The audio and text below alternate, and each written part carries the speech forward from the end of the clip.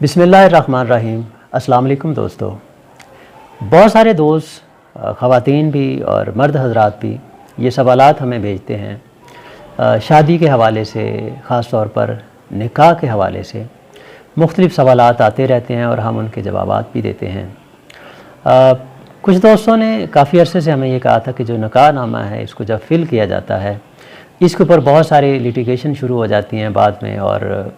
दोनों फ़रीक़ैन में से कोई एक किसी के साथ ज़्यादती हो जाती है और बाद में वो कोर्ट कचहरी के चक्कर लगते हैं और बड़े मसाइल पैदा होते हैं। तो इस हवाले से कोई वीडियो बनाएं कि जिसमें निकाह नामा जो है उसको किस तरह से फ़िल करना चाहिए और किन बातों का ख्याल रखना चाहिए। तो आज हम डिस्कस करेंगे कि निकाह नामा जो है उसको लिखते वक्त किन बातों का ख्याल रखना चाहिए, या जो निकाह नामा है उसके अंदर कौन कौन से कॉलम होते हैं, वहाँ पे क्या क्या चीज़ें लिखी जाती हैं, ताकि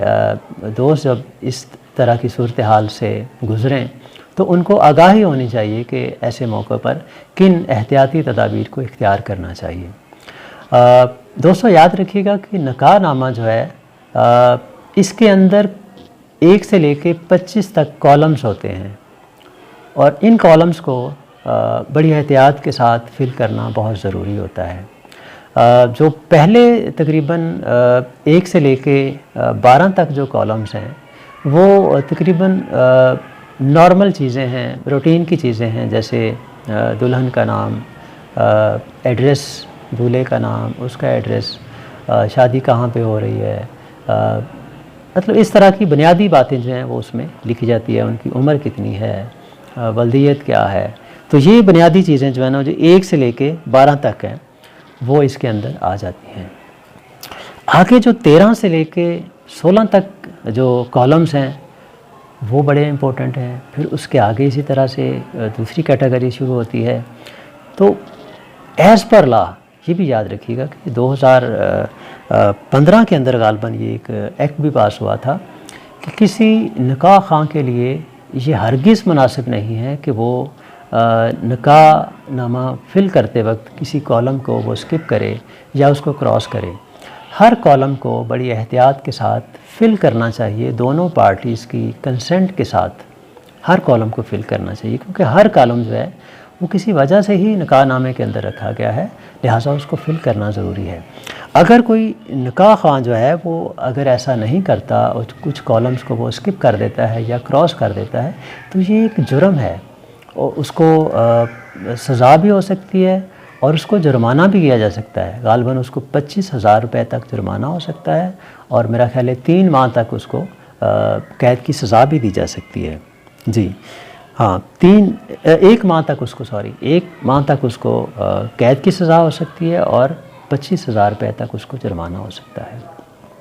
तो ये फॉर्म फिल करते वक्त जो है ना ये बड़ा एहतियात से काम लेना चाहिए मौलवी साहब को, कारी साहब को, जो भी निकाह पढ़ाते हैं। तो पहले जो 12 कॉलम्स हैं उनके लिए भी एहतियात इसलिए ज़रूरी है। अक्सर देखा जाता है कि लड़की का नाम जो है वो निकाह नामे के ऊपर वो जल्दी में जैसे कोई भी नाम साजिदा बीबी लिख दिया जाता है, शकीला बीबी लिख दिया जाता है। बाद में पता चलता है कि उनका जो नाम उनके बेफॉर्म के ऊपर था या आईडी कार्ड के ऊपर था उसमें थोड़ा सा फ़र्क था, वहाँ पे शायद वल्दियत साथ लिखी थी या कोई और वर्ड साथ लिखा था।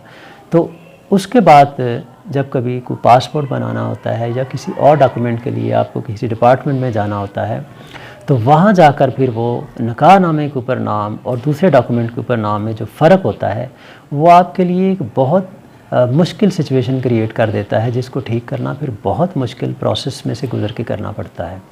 तो निकाह नामे के ऊपर जब आप फिल करें तो कोशिश करें कि आईडी कार्ड के ऊपर जो नाम लिखा हुआ है वही निकाह नामे के ऊपर आना चाहिए, लड़के का भी और लड़की का भी। इसी तरह से जो उनकी डेट ऑफ बर्थ है, उनके घर का एड्रेस है, उनकी वल्दियत है, उनको बड़ी एहतियात के साथ बिल्कुल दुरुस्त लिखा जाना चाहिए। जो कॉलम नंबर 13 से लेके 16 तक हैं वो बड़े इम्पोर्टेंट हैं। उसके अंदर ख़ास तौर पर जो हक़ महर है, जो डावर है, जैसे मुअज्जल है, गैर मुअज्जल है, ये कितना होना चाहिए, मुअज्जल है कितना है, गैर मुअज्जल है तो कितना है, कब अदा करना है। इसके साथ साथ अगर कोई اور جائیداد لڑکی کے نام آپ لگا رہے ہیں، وہ کوئی مکان ہے، کوئی پلاٹ ہے، کوئی گھر ہے، کوئی دکان ہے، اس کی تفصیل آپ لکھتے ہیں تو وہ وہاں پہ آپ کو درج کرنا ہوتی ہے۔ یہاں یہ بھی ضروری ہے کہ جب آپ نکاح نامے کے اوپر دلہن کے لیے کوئی جائیداد لکھتے ہیں اس کے نام پر، تو اس کی جو مارکیٹ ویلیو ہے اس کو لازمی درج کرنا چاہیے۔ مثال کے طور پر آپ ایک مکان ان کے نام کر رہے ہیں تو اس مکان کی اس وقت جو ویلیو ہے وہ اس میں مینشن کریں، یا اگر کوئی گولڈ آپ اس کے نام کر رہے ہیں، جیسے کہ جی 100 تولے سونا آپ لڑکی کے نام، دلہن کے نام لکھ رہے ہیں، تو اس وقت جو گولڈ کا ریٹ ہے اس کو کیلکولیٹ کر کے آپ ساتھ میں ضرور لکھیں کہ یہ اس وقت یہ 100 تولے سونا جو ہے اتنی مالیت کا ہے۔ اسی طرح سے جو نکاح پڑھنے والا ہے اس شخص کو بھی اس بات کا احساس ہونا چاہیے کہ جب وہ ایسی شرائط کو درج کرے تو دلہے کی جو مالی حیثیت ہے اس کو ضرور کنسیڈر کرے، کیونکہ یہ جو ڈاور جب لکھ دیا جاتا ہے، معجل ہے، غیر معجل ہے، تو جذباتی ہو کے یا سمجھ لیں کہ اس وقت سچویشن کے مطابق جلد بازی میں دلہے کی طرف سے اس کی فیملی یا وہ خود وہ بہت ساری شرائط کو مان لیتے ہیں جو بعد میں ان کے لیے پورا کرنا تقریباً ناممکن ہوتا ہے، جو آگے چل کے ان کے لیے بڑے مسائل پیدا کر سکتی ہیں۔ تو مولوی صاحب جو نکاح پڑھاتے ہیں ان کو یہاں پہ دلہے کی جو فائنینشیل سٹیٹس ہے اس کو ضرور سامنے رکھنا چاہیے۔ جب وہ فل کرنے لگیں تو وہ دیکھیں جو میں چیزیں لکھ رہا ہوں کیا بعد میں واقعی یہ پوری ہو سکتی ہیں کہ نہیں۔ ایسا نہ ہو کہ بعد میں دلہے کے لیے یہ باتیں، یہ شرائط ان کو پورا کرنا ناممکن ہو جائے، کیونکہ یہ پورا ہر صورت میں پھر کرنا پڑتا ہے۔ تو یہ وہاں پہ جو مولوی صاحب ہیں ان کو بھی اس چیز کا خیال رکھنا چاہیے۔ دوستو یہاں پہ اس بات کو ذہن میں رکھیں کہ جو اس کا کالم نمبر 13 ہے، میں اس کو آپ کوشش کرتا ہوں کہ 1 بائی 1 تھوڑا سا آپ کو بریف کر دوں۔ 13 جو کالم ہے اس میں حق مہر کی رقم لکھی جاتی ہے، حق مہر جو ہے کہ کتنا ہوگا۔ 14 کے اندر آپ معجل اور غیر معجل کا ذکر کرتے ہیں کہ معجل ہے تو وہ کتنا ہوگا، غیر معجل ہے تو کتنا ہوگا اور کب دیا جائے گا، وہ آپ لکھ لیتے ہیں۔ اسی طرح سے جو 15 کالم ہے وہ بھی حق مہر کے حوالے سے ہی ہے کہ ادا شدہ جو حق مہر ہے وہ کتنا ہے، اگر کسی وقت پے کر دیا ہے تو وہ لکھا جاتا ہے، اور بقایا کتنا رہتا ہے وہ آپ اس میں درج کر دیتے ہیں۔ اس طرح سے جو کالم نمبر 16 ہے اس میں اگر کوئی جائیداد دلہن کے نام کی جاتی ہے دلہا کی طرف سے تو اس کی تفصیل اس کے اندر لکھی جاتی ہے کہ وہ کیا کیا دلہا کے نام جو ہیں وہ کر رہے ہیں، وہ اس کی ڈیٹیل اس میں دیتے ہیں۔ اور اگر وہاں پہ کوئی شرائط دلہا کی طرف سے لکھ دی جاتی ہیں، نیچے ان کے سائن اور ان کے تھم امپریشن آ جاتے ہیں، تو ان کو ہر حال میں بعد میں پھر ان کو دینا پڑتا ہے۔ اسی طرح سے جو کالم نمبر 17 ہے وہ کوئی خاص شرائط اگر لکھی گئی ہیں حق مہر کے علاوہ، جیسے کہ لڑکی فلاں جگہ پہ رہے گی، فلاں شہر میں رہے گی، یا وہ نوکری کرنا چاہتی ہے یا وہ پڑھنا چاہتی ہے، اس طرح کی جو شرائط ہیں وہ کالم نمبر 17 میں آپ لکھتے ہیں۔ اس طرح سے جو کالم نمبر 18 ہے اس کے اندر جو طلاق کا حق ہے وہ بعض جگہوں پہ دلہن کو دے دیا جاتا ہے کہ بعد میں اگر وہ چاہے تو وہ خود سے طلاق بھی لے سکے، یعنی اس کو طلاق کا حق دیا جاتا ہے۔ اسے بولتے ہیں طلاق تفویض، تو وہ اس میں اگر آپ دینا چاہیں شوہر کی طرف سے تو وہ اس کو اجازت آپ دے دیتے ہیں، تو وہ کالم نمبر 18 کے اندر لکھا جاتا ہے۔ اس طرح سے جو کالم نمبر 19 ہے، دلہا کا اگر کوئی حق، کسی حق کے اوپر کوئی پابندی لگوانا چاہے دلہن کی طرف سے تو وہ کالم نمبر 19 کے اندر لکھا جاتا ہے۔ کالم نمبر جو 20 ہے اس کے اندر کوئی ماہانہ خرچہ وغیرہ کوئی اگر لڑکی لکھوانا چاہے اور لڑکا لکھ کر دینا چاہے تو وہ اس کے اندر وہ لکھا جاتا ہے۔ اور اس میں بھی یاد رکھیے گا کہ اگر اس کالم میں کوئی ماہانہ خرچہ کوئی چیز کمٹ کر لی جاتی ہے تو وہ پھر شوہر جو ہے، دلہا جو ہے، اس کو ساری زندگی اس کو ادا کرنا پڑے گا، نہ کرنے کی صورت میں یہ ایک جرم ہے، اس کی سزا آپ کو بھگتنا پڑے گی۔ اس طرح سے جو کالم نمبر 21 ہے وہ بات کرتا ہے کہ دوسری شادی کے حوالے سے کہ اگر آپ کی پہلے سے آپ شادی شدہ ہیں یا آپ رنڈوے ہیں تو اس حوالے سے آپ کو اس کو فل کرنا ہوتا ہے. اگر آپ پہلے سے شادی شدہ ہیں تو بیوی یا بیویوں کی تعداد، ان کے نام، بچے ہیں تو ان کی تعداد اور ان کے نام وہ آپ کو وہاں پہ لکھنا پڑتی ہے. اس طرح سے جو کالم نمبر اس میں 22 آتا ہے، اگر آپ دوسری شادی کر رہے ہیں تو وہ یونین کونسل کا جو سیکریٹری ہے، کیا وہاں سے آپ نے کوئی سرٹیفکیٹ وغیرہ لیا تھا، اس حوالے سے وہ اس کے اندر آپ درج کرتے ہیں.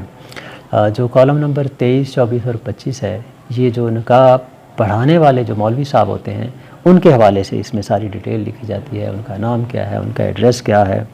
اور ان کی کوئی فیس وغیرہ جو ہے وہ آخری کالم میں کالم نمبر 25 میں وہ درج کر دی جاتی ہے. اور نیچے دونوں فریقین، دلہن کی طرف سے بھی اور دلہا کی طرف سے بھی دو جو گواہ ہوتے ہیں ان کے سگنیچر آ جاتے ہیں، ان کے تھم امپریشن آ جاتے ہیں. دلہا کے دستخط آ جاتے ہیں اور لڑکی کے بھی، یعنی دلہن کے دستخط بھی آ جاتے ہیں. اس طرح سے یہ نکاح نامہ کمپلیٹ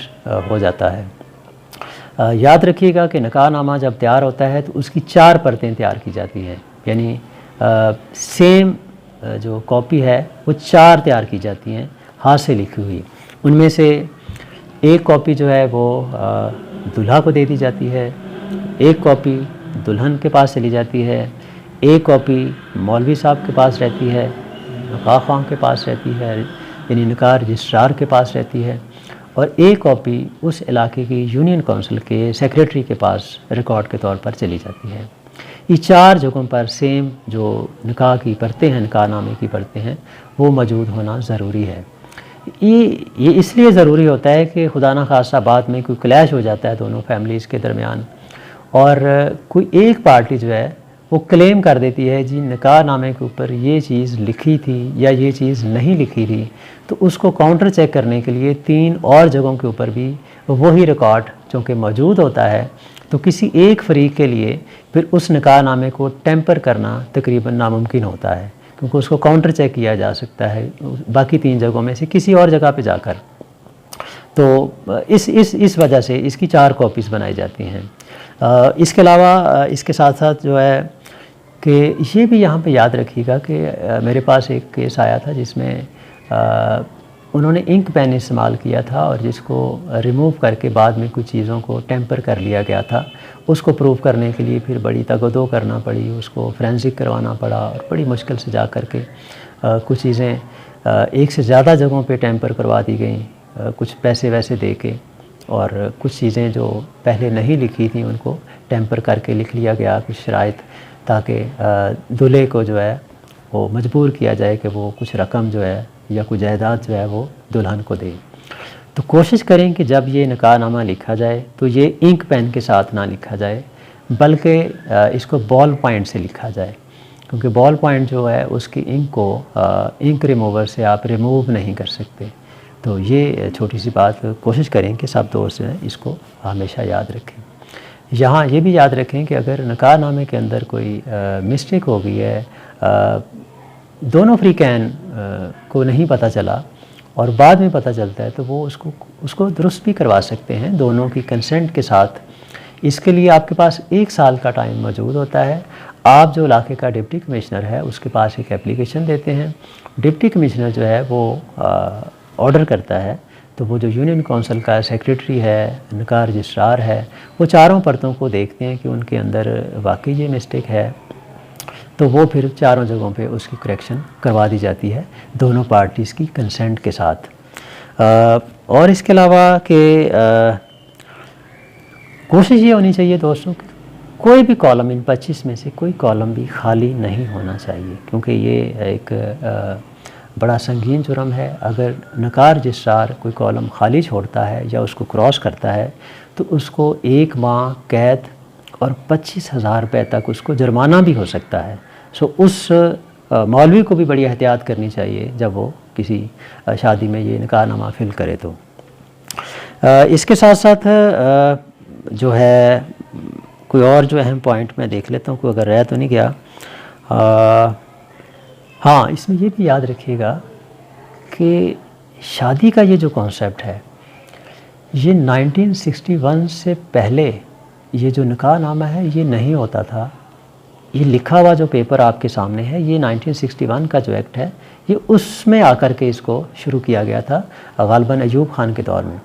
اس سے پہلے یہ نہیں تھا. اب اس کی ضرورت کیوں پیش آئی تھی؟ کیونکہ اس سے پہلے بہت سارے لوگ جو تھے، جب کوئی دولت مند آدمی فوت ہوتا تھا تو اس کی جائیداد کو ہڑپ کرنے کے لیے بہت ساری خواتین سامنے آ جاتی تھی جو یہ کلیم کرتی تھی کہ میں مرنے والی کی بیوی ہوں. تو بہت سارے جو زمیندار تھے، جو نواب تھے، ان کی 50 عورتیں جو ہیں وہ کلیم کے لیے آ جاتی تھی جو دعویٰ کرتی تھی کہ